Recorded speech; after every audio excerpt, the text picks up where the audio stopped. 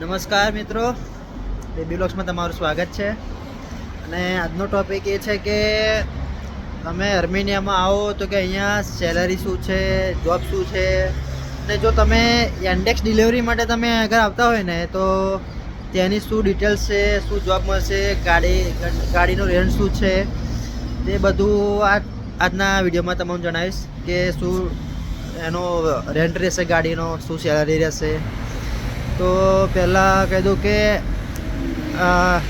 Vlog ચાલુ કરતાં પહેલાં તમે મારી ચેનલને લાઈક કરી દેજો, શેર કરી દેજો, સબસ્ક્રાઈબ કરી દેજો મારી ચેનલને. અને બીજા આર્મેનિયાના બીજા બધા વિડીયો તમારે પણ આવ્યા કરશે, નવા નવા વ્લોગ બધા આવ્યા કરશે. તો લાઈક કરજો, શેર કરજો, સબસ્ક્રાઈબ કરી દેજો મારી ચેનલને, સપોર્ટ કરજો મને. અને ચાલો ટૉપિક ચાલુ કરીએ આપણે કે તમે આર્મેનિયામાં આવો તો પહેલાં તમે ગાડી તમારી જે હશે તો તમને ગાડી બતાવી દો ગાડી કેવી રહેશે. તે આ ગાડી બ્લેક કલરની છે, એ ગાડી મારી છે. અને આ વ્હાઈટ કલરની છે ગાડી, તે મારા ભાઈની છે. આ ગાડી છે યામાહાની જોગ ગાડી છે. અને આ ગાડી ખાલી 50 સીસીની ગાડી છે. આપણે ઇન્ડિયામાં તો 50 સીસીની વેલ્યુ નથી, પણ અહીંયા 50 સીસીની બહુ વેલ્યુ છે. 50 સીસીની ગાડી છે યામાહા જોગ. આ ગાડી છે યામાહા ગાડી તો તમે જોઈ લીધી.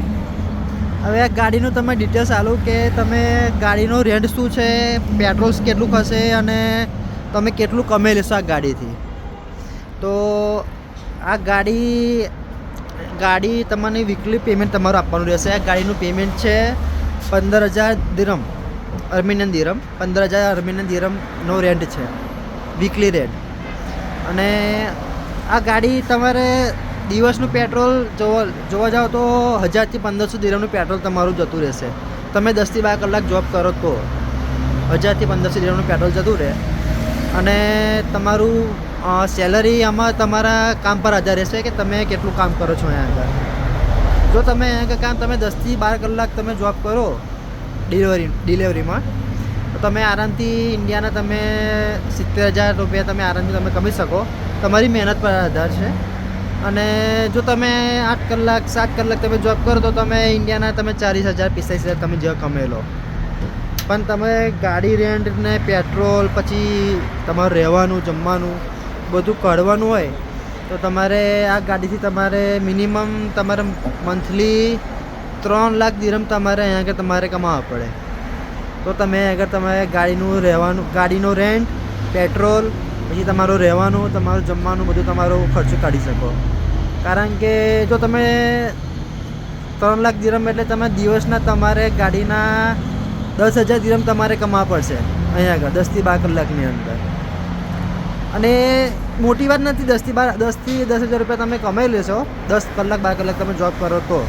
કેમ કે અમુક વખત તમારો દિવસ સારો રહે તો તમે 4 કલાકની અંદર પણ તમે 10,000 દિરહમ કમાઈ લો.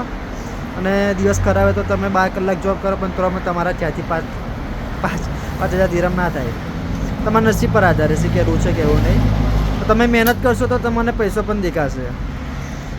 અને બીજું એવું કેવું છે કે આ ગાડી તમે અગર આવીને જો તમે પોતાની ગાડી વસાવી લો યામાહા જોગ 50 સીસીમાં તો તમે એક ગાડી આવશે તમારે સેકન્ડ હેન્ડમાં 1,80,000 દિરહમથી 2 લાખ દિરહમ લગીને તમારી ગાડી પડી રહે. જો તમે પોતાની ગાડી વસાવી લો તો તમે ગાડી રેન્ટ પણ આપવું પડે અને ખાલી પેટ્રોલ જ તમારે કાઢવું પડે. તો તમે આરામથી તમે ઇન્ડિયાના તમે 70,000 કમાઓ તો તમે ઇન્ડિયામાં તમે આરામથી તમે 60,000 રૂપિયાથી 50,000 રૂપિયા તમે મોકલો, 50,000 થી 60,000 તમે મોકલી શકો ઇન્ડિયામાં. એટલું તમે કમાઈ લેશો, એટલી ગેરંટી. તમારી ગાડી હશે તો. જો તમારી ગાડી નહીં હોય, તમે રેન્ટ પર લીધેલી હશે તો તમે ઇન્ડિયામાં તમે બેઝિક તમે 30,000 રૂપિયા તમે ઇન્ડિયા મોકલી શકો દર મહિને. એટલું તમે આગળ કમાઈ લો. અને અહીંના આગળ તમે ઇન્ડેક્સ તમે કરતા હોય તો તમે ગાડી બધી અલગ અલગ જાતની મળે. આ તો 50 સીસીની ગાડી છે. બીજી તમારી ગાડી મળે, એક્ટિવા 4G મળી જાય, ડીઓ મળી જાય, પલ્સર મળી જાય, પલ્સર ગાડી પણ મળી જાય છે બાઇક. અને પ્લેટિના પણ મળી જાય છે, સિટી 100 મળી જાય છે. બધી અલગ અલગ ગાડીઓ બધી મળી જશે તમને ડિલિવરી માટે. પણ એમાં તમે ગાડી જેવી ગાડી હશે એવું તમારું રેન્ટ હશે. તો કે અત્યારે યામાહા જોગ તમે લેશો, અત્યારે અમે જે ગાડી ચાલે છે તે એક ગાડી તમારે દિવસના તમારે 2,000 રૂપિયા તમારે રેન્ટ એટલે વીકલી પરમાં 15,000 પેમેન્ટ હોય છે. પણ જો તમે ગાડી મોટી લેશો 125 સીસીની તો તમારે વીકલી 20,000 થઈ જશે. પલ્સર લેશો તો તમારે 25,000 દિરહમ તમારે અહીંના આપવા પડશે વીકલી પેમેન્ટ હોય. વીકલી તમારે રેન્ટ આપી દેવો પડે છે આગળ, તો તમારે એટલું એ ધ્યાન રાખવું પડશે. અને મોસ્ટ ઓફલી તમારે આગળ અહીંયામાં જોગ જ ચાલતું હોય છે, કેમ કે ત્યાં તમારી ગાડીનું તમારે એવરેજ સારું મળી જાય છે. કેમ કે 45નું તમારે એવરેજ મળી જાય પેટ્રોલમાં, તો તમારે 1,000 થી 1,500 દિરહમનું તમારે પેટ્રોલ જાય છે. એટલે તમારે લો તો તમારે આમાં જોગ લેવી સારી રહેશે. બાકી તમારે બીજી બધી ગાડી લેશો તો તમે ગાડી તમને મળશે સારી, પણ તમારે રેન્ટ પર તમારો એવો વધી જશે અને પેટ્રોલ પણ વધારે યુઝ થશે. અને જો તમે યાંડેસ કરવાના હોય ડિલિવરી માટે તો તમારે એટલું કહેવું છે મારે કે તમે ડ્રાઇવિંગ સાચવીને કરજો. કેમ કે અહીંયા આગળ ડ્રાઇવિંગ આ લોકોનું બહુ રફ હોય છે, બહુ ખરાબ ડ્રાઇવિંગ હોય છે.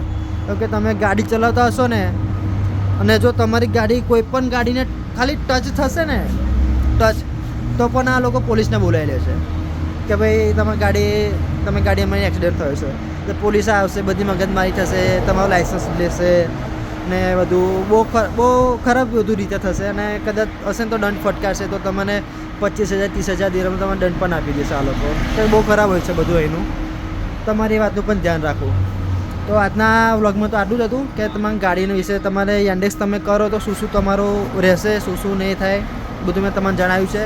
કે બીજો કોઈ ડાઉટ હોય તો મને કોમેન્ટ કરજો મારા વિડીયો પર, તો તમે બધું તમે આન્સર આપીશ, જવાબ આપીશ. તમારે જે તમારે કંઈ ડાઉટ હશે તો ડાઉટ તમને તમારે ક્લિયર કરી દઈશ. બીજું કંઈ કામ હોય તો મને જણાવી દેજો. આજના બ્લોગમાં બસ આટલું છે. જય શ્રી રામ.